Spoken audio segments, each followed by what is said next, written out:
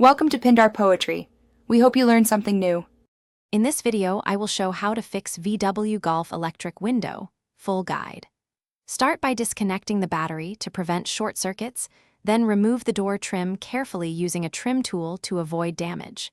Test the switch with a multimeter and inspect the wiring harness for brakes or corrosion. If the motor is seized, remove the regulator assembly to access and replace the motor or lubricate moving parts. Warm up with a quick diagnosis to save time and money. Start by pressing the switch while listening for motor sound. A quiet motor may mean power loss. Verify power at the switch and at the motor connector using the multimeter and inspect the fuse box for faults. Look for broken regulator cables, worn plastic clips, or jammed tracks that prevent smooth window travel.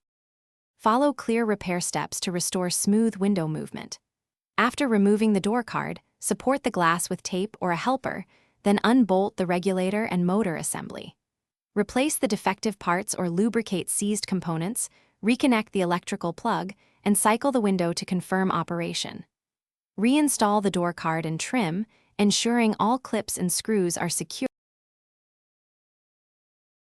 Thanks for watching. Consider subscribing if we helped you.